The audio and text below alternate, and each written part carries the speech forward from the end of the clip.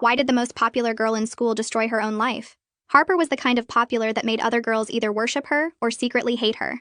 She had 20,000 IG followers, the quarterback boyfriend, and threw the best parties at her massive house while being cheerleading captain and student body president with the perfect GPA.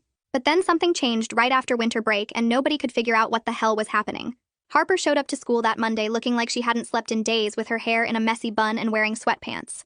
She walked past her boyfriend without acknowledging him, and when her best friend tried to talk to her, Harper just stared through her like she was invisible. During lunch, instead of sitting at her usual table, Harper sat alone in the corner deleting every single photo from her Instagram. The next day, Harper posted this bizarre video where she was crying and laughing at the same time saying, "You guys have no idea what you're looking at when you look at me, and if you knew you'd run so fast." She deleted it within minutes, but screenshots were already everywhere. She started showing up late to cheer practice, moving like a zombie until the coach finally benched her. I saw her boyfriend tried to talk to her after school, and she looked him dead in the eyes and said she couldn't stand the sight of him anymore, which was insane because they'd been together for 2 years. But that was just the beginning of Harper completely unraveling in front of everyone. She started taking pictures of every adult man in school with her phone like she was building some kind of database, and when teachers asked her to stop, she would say she was documenting reality for the first time. She removed every photo from her locker, including family ones, and replaced them with missing persons posters she'd printed from the internet. During chemistry class, she suddenly asked the teacher if he'd ever wondered how many dangerous people walk among us pretending to be normal, and when he told her to sit down, she just walked out. She started avoiding going home, and would sit in her car in the parking lot for hours, just watching her house from across the street like she was scared to go inside. Harper started leaving notes in the principal's mailbox every morning at 6 that said things about checking criminal databases and background records according to the secretary who opened them. She would flinch whenever adult men walked past her and started recording conversations on her phone whenever her father's name came up like she was gathering evidence. Her friends tried an intervention, but Harper kept saying they lived in a bubble where monsters looked like regular people, and nobody wanted to see what was right in front of them. She stopped wearing makeup and started wearing her dad's old college sweatshirt every day, but would pull at it constantly like it was burning her skin.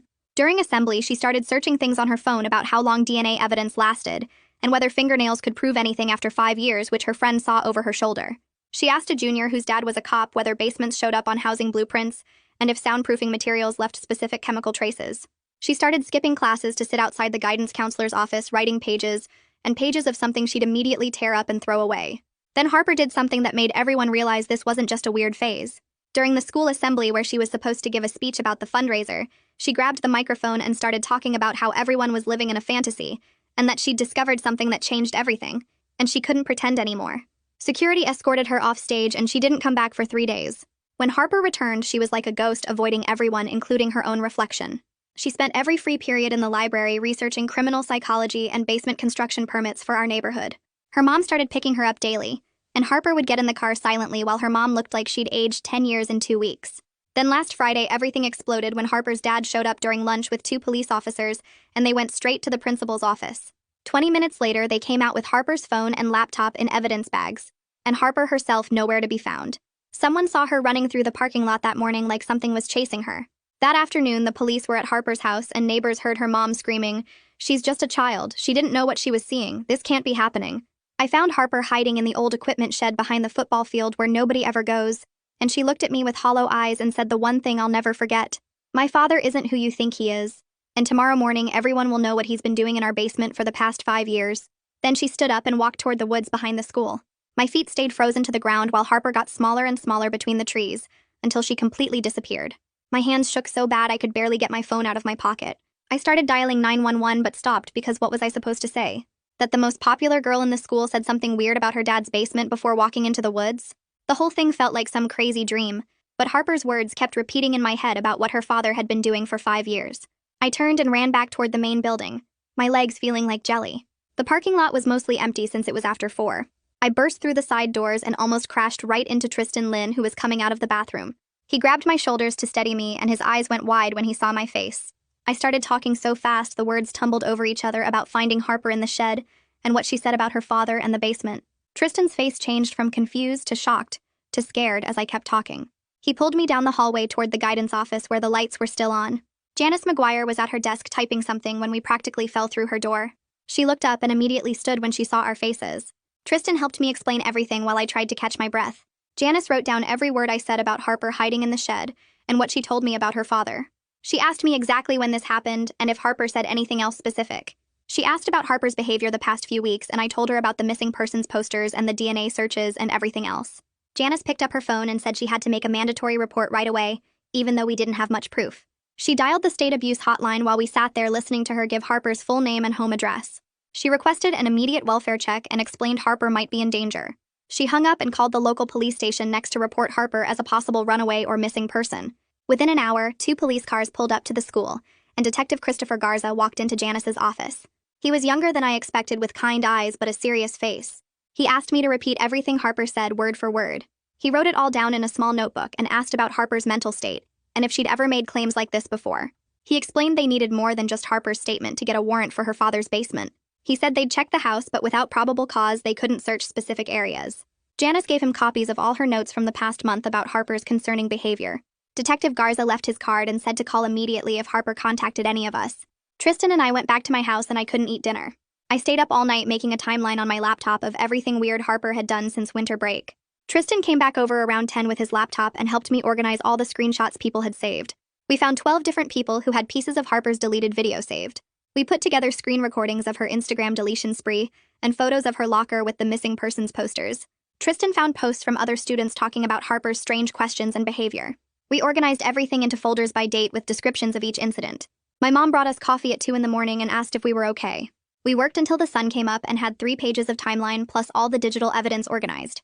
I dozed off for maybe an hour before my phone started buzzing with texts. The whole school was talking about Harper never coming home last night. Her parents had filed an official missing person report at 6 that morning. The principal called an emergency assembly for first period. Harper's mom stood at the podium looking like she hadn't slept either. Her voice cracked when she asked if anyone had seen Harper or knew where she might go. She said Harper left her phone at the school and they just wanted her home safe. Some girls were crying in the front row. I felt sick knowing what Harper had told me, but not knowing if I should say it out loud to everyone. After the assembly, I found Detective Garza in the hallway and showed him the timeline Tristan and I made. He sat on a bench and went through every page carefully. He looked at all the screenshots and evidence we'd collected. He said it helped establish a pattern, but judges needed more concrete evidence for search warrants. He asked if Harper had ever shown me physical evidence or told me specific details about what she found. I told him she only mentioned the basement and 5 years. The principal's secretary found me during second period and said I needed to come to the office immediately. I walked in, and Harper's father was sitting there with a man in an expensive suit who was obviously his lawyer. Harper's father's face was red and he pointed at me the second I walked in. He said I was spreading dangerous lies about his family during their time of crisis. The lawyer said they'd sue me and my parents for defamation if I kept harassing them. He said I was making a terrible situation worse with baseless accusations. The principal looked uncomfortable and kept adjusting his tie. Right then, Janice walked in and stood next to me. She told the lawyer I had followed proper reporting protocols and acted in good faith based on Harper's own words. She said I was protected as a mandated reporter and had done nothing wrong. The principal said we all wanted Harper found safely and asked everyone to remain calm. The lawyer handed me his business card with a warning look before they left the office. My phone started buzzing immediately with a call from an unknown number. It was Marlene Lopez from Child Protective Services saying she got my report through the state hotline. She explained they couldn't do much without Harper physically present or concrete evidence of abuse happening right now. She said past allegations needed police involvement and physical proof. She asked me 20 questions about Harper's behavior changes and what exactly she told me. I gave her every detail I could remember while Janice took notes beside me. Marlene said she'd coordinate with the police but warned me these cases moved slowly through the system. After the call ended, Tristan texted me that he found something important. We met in the computer lab where he had 3 other students with him. They'd all recorded parts of Harper's weird behavior over the past 2 weeks on their phones. One girl had the entire assembly meltdown filmed from the front row. Another had Harper taking photos of male teachers during lunch. The third had Harper sitting in her car staring at her house for 2 hours straight.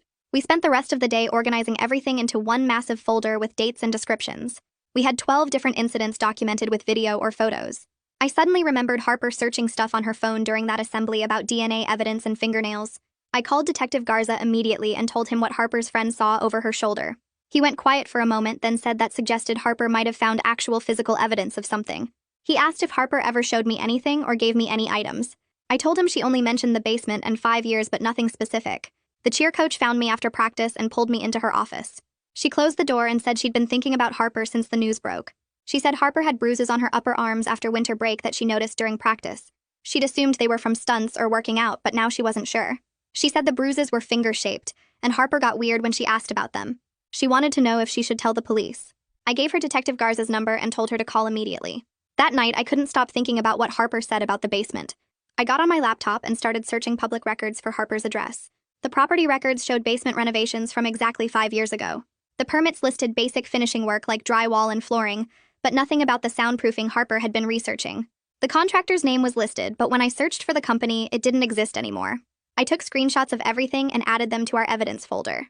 2 days passed with no sign of Harper anywhere. The police organized search teams to comb through the woods behind school.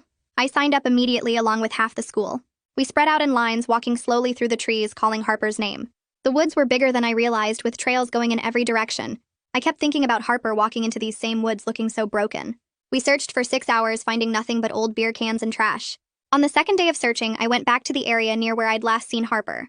I followed a deer trail deeper into the woods than the main search teams had gone. Under some leaves near a fallen tree, I saw something black. It was Harper's phone, covered in dirt and dead. I didn't touch it, but called Detective Garza immediately. He arrived within 20 minutes with an evidence team. They photographed everything before bagging the phone carefully. Garza said their tech team would try to recover any data even though it was dead. 3 days later, Garza called me with an update. The tech team had recovered Harper's search history from her phone. She'd been researching 5 missing women from our area repeatedly for weeks. All of them had vanished over the past 5 years. All were between 16 and 22 years old. All had brown hair like Harper. Garza said they were now looking for connections between these cases and Harper's father. He couldn't share more, but said this was becoming much bigger than they initially thought. The principal's secretary found me the next morning before first period. She looked around nervously, then whispered that she needed to tell me something. She said Harper's dad had been in yesterday arguing with the principal about containing the situation and protecting the school's reputation. She said he was demanding they control what students were saying and threatened to pull his donations. She'd kept copies of all those notes Harper left in the principal's mailbox about checking criminal databases. She handed me a folder with photocopies of 12 different notes. Each one mentioned specific things to investigate about people's backgrounds. Some had dates and locations that didn't make sense to me yet. I gave everything to Detective Garza that afternoon. That night around 11, my phone buzzed with a text from a blocked number. It said Harper was safe but couldn't come forward yet. The message mentioned something specific about our chemistry class that only Harper would know, about a joke our teacher made about periodic table elements. I immediately forwarded it to Garza, who said they'd try to trace it, but blocked numbers were nearly impossible to track. The text gave me hope that Harper was alive somewhere even if she couldn't come home yet. The next morning, Marlene Lopez called me during first period asking if I could meet after school with her, Janice, and Detective Garza. I got to Janice's office at 3:30, where they were already waiting with papers spread across the desk. Marlene explained they needed to coordinate everything we knew, but had to be careful about protecting Harper, even if that meant moving slowly. She kept checking her phone and writing notes while Garza went through the timeline I'd made, asking specific questions about dates and times. After an hour of going through everything, Marlene said they had enough to keep building the case but needed more concrete evidence. That evening, I was doing homework when my phone rang with a number I didn't recognize. The woman on the other end said she was Harper's neighbor and had seen the news coverage about Harper being missing. She told me about hearing strange noises from their house late at night for the past year, like hammering and drilling sounds. She remembered seeing delivery trucks bringing construction materials to their house last summer, but thought they were just doing normal renovations. I took notes on everything she said and texted Garza immediately, who said he'd contact her directly. The next day at lunch, Tristan showed me something on his phone that made my stomach drop. He'd been scrolling through old social media posts from parties at Harper's house and found one from 2 years ago, where you could see boxes in their hallway. When he zoomed in, the labels were clear as day, reading acoustic foam and sound-dampening panels. We sent the screenshot to Garza right away, who responded that this was exactly the kind of evidence they needed to establish a timeline. Later that afternoon, Garza called me with an update about the missing persons Harper had been researching. Requested Reds is on Spotify now. Check out link in the description or comments. He said none of them had any official connection to Harper's father that they could find yet, but he was now looking at when each woman disappeared compared to when the basement was renovated. The dates were starting to line up in ways that made him suspicious, but he needed more to make it solid. 2 days later, I was walking to my car after school when I saw Harper's mom sitting in her car in the parking lot looking lost. She got out when she saw me and walked over with tears already running down her face. She grabbed my arm and whispered that she'd found something in the basement after Harper ran away, but her husband made her promise to stay quiet about it. Her hands were shaking so bad she could barely hold her car keys, and she kept looking around like someone might be watching us.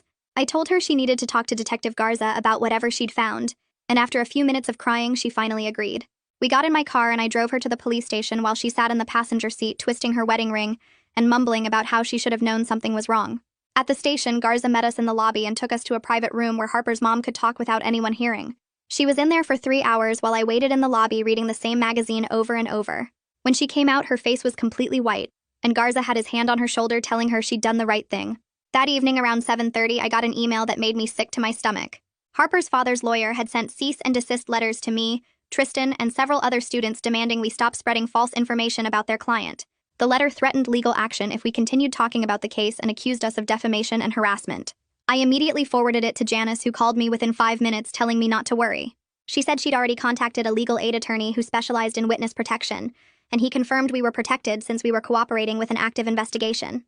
The next morning, the junior whose dad was a cop found me before homeroom and pulled me aside. He said his dad had mentioned Harper's case at dinner last night, and apparently the whole department was working on something bigger than just a missing person case. His dad said they were trying to find a specific location within the house, but needed more precise information about the layout. That's when I remembered Harper asking about blueprints and basement layouts during her breakdown, and how obsessed she'd been with construction permits. During lunch, I went to the city records office and requested the original house plans for Harper's address from when it was built in 1987. The clerk printed them out for $5, and when I compared them to the renovation permits from 5 years ago, something didn't match up. The original plans showed a utility closet in the basement that wasn't mentioned in any of the renovation paperwork, and the square footage numbers we were off by about 100 feet. I took photos of both documents and sent them to Garza, who replied immediately saying this was huge, and asking if I could bring the originals to the station. 3 days after Harper had disappeared into the woods, we finally got news about her. A gas station attendant 2 towns over had called the police after seeing Harper's photo on the news and recognizing her from security footage. The video showed Harper buying water bottles and sandwiches at 2 in the morning before walking out and disappearing into the darkness again. At least we knew she was still alive and trying to take care of herself, even if she wasn't ready to come home yet. Detective Garza called me the next morning while I was eating breakfast and asked if I could meet him at the station after school. When I got there, he led me to the same private room and closed the door behind us. He sat down across from me and pulled out a folder with Harper's name on it. He told me Harper had reached out to them through a victim advocate at a women's shelter 3 towns over. She was safe and providing information, but wasn't ready to come forward publicly yet. He said she'd been staying at the shelter under a different name, and the staff there was helping her process everything. The advocate had been working with Harper to document her memories and gather any evidence she might have kept. Garza showed me a photo Harper had sent them of a journal she'd been keeping since winter break, with dates and descriptions of things she'd found. He couldn't show me the details, but said it was helping them build a timeline of what happened in that house. That same afternoon, the school board called an emergency meeting about what everyone was calling the situation, even though Harper's name was all over social media. Parents packed the auditorium and the arguments got so loud security had to step in twice. Half the parents wanted the school to support the investigation fully, while the other half worried about the school's reputation and property values. Some moms stood up and started yelling about how this was all rumors, and the school shouldn't be involved in destroying a good family's name. Another parent shot back that protecting kids should matter more than protecting the school's image. The principal tried to keep order, but people were recording everything on their phones and posting it live. The board finally voted to cooperate fully with law enforcement and provide counseling services for affected students. 2 days later, Harper's mom filed for an emergency protective order against her husband and moved out of their house. Her lawyer released a statement saying she was cooperating fully with the investigation and had no knowledge of any illegal activities. I saw her at the grocery store looking like she'd lost 20 pounds in 2 weeks. She was buying basic supplies and her hands shook as she loaded bags into her car. The cashier told me later that Harper's mom had been staying at her sister's place across town. That Friday morning, I woke up to sirens and saw on the local news that a forensic team had arrived at Harper's house with a warrant. Neighbors stood on their lawns watching as people in white suits carried evidence bags and photography equipment through the front door. The news helicopter circled overhead while reporters interviewed anyone who would talk. I rode my bike over and watched from down the street as they set up a tent in the driveway. Box after box came out labeled with evidence tape and loaded into a van. The forensic team was there for 8 hours, and neighbors said they heard drilling sounds from inside. One guy in a hazmat suit carried out what looked like pieces of drywall in clear plastic bags. The whole neighborhood felt different with yellow tape around Harper's house and cops stationed at both ends of the street. Tristan met me at the coffee shop that evening, and we sat there refreshing the news on our phones. We'd gotten closer through all this mess and spent most afternoons together trying to make sense of everything. He'd been keeping track of all the social media posts and screenshots people had taken of Harper's breakdown. We both felt guilty for not seeing the signs sooner, even though we barely knew Harper before this. Tristan had started having nightmares about basements and hidden rooms. We stayed at the coffee shop until they closed, just so we didn't have to be alone with our thoughts. The next morning, Detective Garza called me again, and his voice sounded different this time. He said they'd found the hidden room Harper had discovered behind what looked like a normal utility closet. The construction matched the timeline from the permits I'd found with the missing square footage. No victims were present, but they'd found evidence of long-term captivity, including restraints bolted to the walls. There were scratch marks on the inside of the door and DNA samples from multiple sources. The room had been soundproofed with professional materials just like Harper had researched. Garza said Harper must have stumbled onto it during winter break when her parents were out of town. They found her fingerprints on the hidden door mechanism, which explained why she'd been so obsessed with DNA evidence lasting. 3 hours after that call, the news broke that Harper's father had been arrested on charges of unlawful imprisonment and obstruction of justice. His lawyer held a press conference claiming it was all a misunderstanding about a private storage space for valuables. He said his client was a respected businessman who was railroaded by a troubled teenager's delusions. But the evidence was already being processed, and more charges were expected soon. The arrest video showed Harper's dad in handcuffs being led to a police car, while photographers pressed against the barriers. His face stayed blank like he was somewhere else entirely. By Monday morning, media vans lined up outside our school, and reporters tried to interview students walking in. The administration put strict protocols in place with security checking IDs at every entrance. They sent home a letter saying any student who talked to media on the school property would face suspension. Janice set up support groups for those of us involved and brought in extra counselors. She helped me write down everything I remembered without the reporters finding out. The principal made an announcement that the school was a safe space, and harassment of any students wouldn't be tolerated. But everyone whispered in the hallways, and Harper's empty desk in chemistry became this weird shrine with flowers and notes. Thursday afternoon, I was walking to my car when I saw Harper in the main hallway with a woman in a suit. She looked exhausted with dark circles under her eyes, but also determined in a way I'd never seen before. She saw me and mouthed "thank you" before following the woman into the interview room. I found out later she'd come to give her official statement with a victim advocate from the state. She was there for 6 hours going through everything with detectives and prosecutors. Janice told me Harper was incredibly brave, and her testimony would be crucial for the case. Within days of the arrest making national news, 5 families of missing women contacted the police. They'd seen Harper's father's photo and recognized him from their daughter's last known locations. Detective Garza's team started the long process of connecting evidence from the basement to cold cases. 3 of the missing women had disappeared from areas where Harper's dad had business trips. The other 2 had worked at companies where he'd been a consultant years ago. The forensic evidence from the hidden room was matched against DNA from the missing persons database. The matches started coming back positive for 3 of the missing women within 48 hours. I was sitting in the cafeteria when the news alert popped up on my phone about Harper's father's bail hearing being scheduled for that afternoon. The judge set it at $2 million after the prosecutor showed evidence that he'd been transferring money to offshore accounts for years and had property in countries without extradition treaties. His lawyer argued for lower bail, but the judge said the flight risk was too high with multiple potential murder charges coming.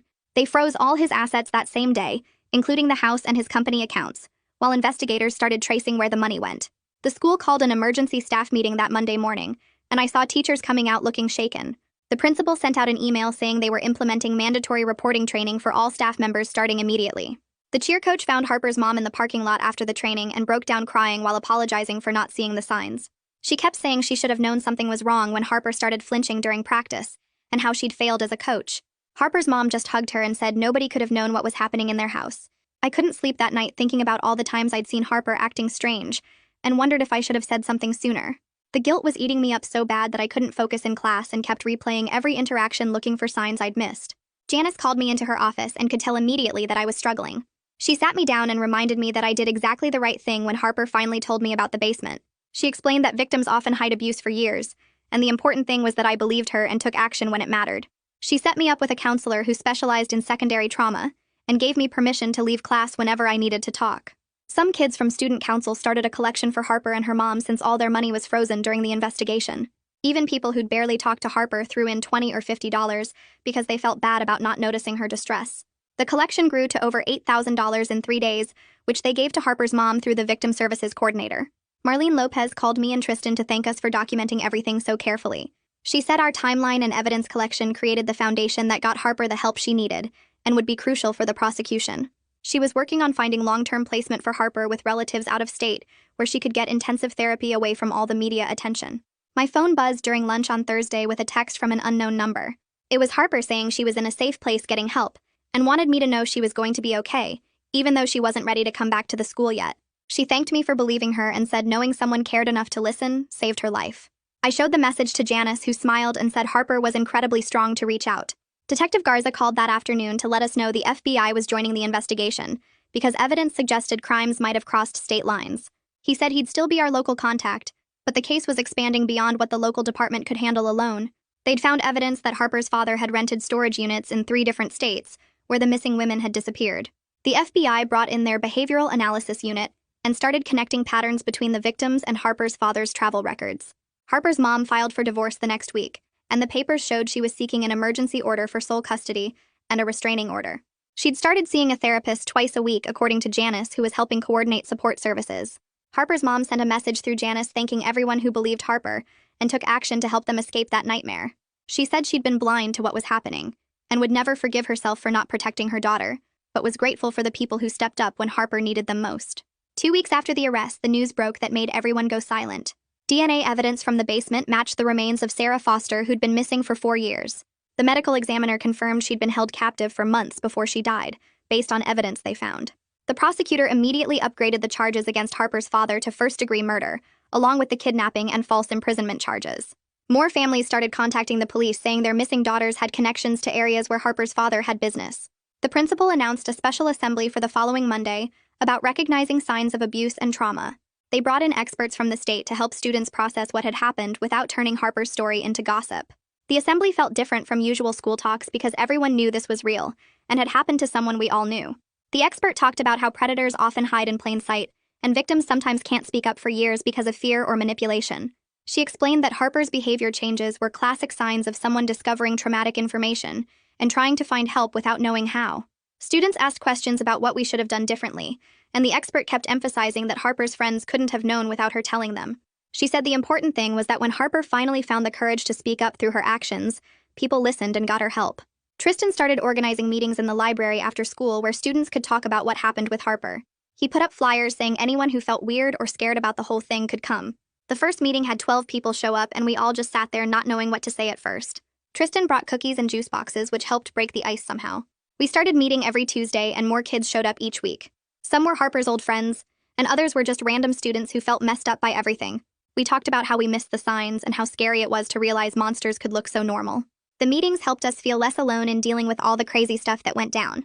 Harper's best friend showed up to the 4th meeting looking like she hadn't slept in days. She kept saying she should have known something was wrong when Harper started acting weird. She told us about the intervention they tried and how Harper kept talking about monsters looking like regular people. Janice came to that meeting and explained that nobody could have known what Harper was dealing with. She said predators are really good at hiding and victims often can't talk about it directly. Harper's friend cried for like 20 minutes while we all sat there not knowing what to do. Janice gave her some tissues and said guilt wouldn't help Harper, but support would. The friend started coming to every meeting after that and slowly stopped blaming herself so much. 3 weeks later, I got called to the courthouse to talk to the grand jury about everything I saw. The prosecutor met with me first to go over what they'd ask me about. She said my notes and timeline were super important for showing when Harper discovered the truth. I sat in this big room with 23 people staring at me while I answered questions. They wanted to know every detail about finding Harper in the shed and what she said about her dad. The prosecutor asked about the timeline I made and all the weird stuff Harper did after winter break. I showed them the screenshots of her deleted video and explained how she researched missing people. The whole thing took 3 hours and my hands were shaking the entire time. When I finished, the prosecutor said our evidence helped prove Harper discovered something real, not imagined. Harper's dad went to court the next month and his lawyer said he wasn't guilty of anything. The news showed him in a suit looking all normal while his lawyers talked about lack of proof. They said the basement room could have been for storage and the DNA might be contaminated. The prosecutor told us not to worry because they had tons of physical evidence from the basement. She said they found restraints bolted to the walls and scratch marks everywhere. They had DNA from hair and blood that matched missing women from years ago. The defense could say whatever they wanted, but the evidence was solid. More test results came back linking 3 more missing women to Harper's dad's basement. The families of those women had been searching for years without answers. One mom had been putting up posters for 5 years hoping her daughter would come home. The police called each family privately before releasing the names to the media. Our town held a memorial service at the park for all the victims they identified. Hundreds of people showed up with candles and flowers to remember the women. Some families spoke about their daughters and what they were like before they disappeared. It was the saddest thing I'd ever been to, but also important for everyone to grieve together. Harper decided she couldn't come back to our school after everything that happened. Marlene told us Harper was living with an aunt in another state to get away from everything. She was doing online classes to finish junior year while getting therapy twice a week. Harper wanted to graduate on time so she could still go to college next year. Her mom moved to the same town to be near her and start over somewhere new. They both needed to be far away from the house and all the memories. The principal called a staff meeting that nobody was supposed to know about, but word got out anyway. He announced he'd be retiring at the end of the school year after 30 years. Everyone knew it was because of how he handled Harper's situation at first. He'd ignored her weird behavior and the notes she left instead of investigating properly. Parents had been calling for his resignation since the truth came out about Harper's dad. The school board probably told him to retire quietly instead of getting fired publicly. Detective Garza came to the school to talk about starting a program for students. He wanted to teach kids how to recognize warning signs and report stuff safely. The program would meet once a month and cover things like how predators work and what to do if someone tells you something bad. He said what we did for Harper showed that young people could make a difference. Lots of students signed up because we all felt like we needed to learn from what happened. Garza brought in other cops and social workers to help teach the classes. Marlene stopped by one of our support group meetings to give us an update on Harper. She said Harper was doing better in therapy and starting to process everything that happened. Harper was even thinking about maybe helping other survivors someday when she was ready. Her therapist said she was really strong and making good progress dealing with the trauma. Marlene couldn't share details but wanted us to know Harper was going to be okay eventually. 6 months went by before we heard the news that Harper's dad took a plea deal. He admitted guilt to avoid trial and got life in prison without any chance of parole. This meant Harper and her mom wouldn't have to testify in court and relive everything. The prosecutor said it was the best outcome because the families got justice without more trauma. Harper's mom sent a message through Marlene saying they were relieved it was finally over. 2 weeks later, the principal called an assembly where he read Harper's letter out loud to the whole school. She wrote about finding the strength to speak up even when nobody believed her at first. She thanked me and Tristan by name for listening when she had nobody else to turn to. She thanked the counselor and the detective for taking her seriously when it mattered most. She told other students that if something bad was happening to them, they should keep trying until someone listened. The letter said she knew it was hard, but staying silent only helped the people hurting you. By the time the principal finished reading, there wasn't a single person not crying in that auditorium. The school board met the next week and voted to create something called the Safe Disclosure Protocol. They didn't use Harper's last name, but everyone knew it was because of what happened to her. The new rules meant any student who reported something serious would get immediate support and protection. They hired 2 more counselors just to handle these kinds of situations going forward.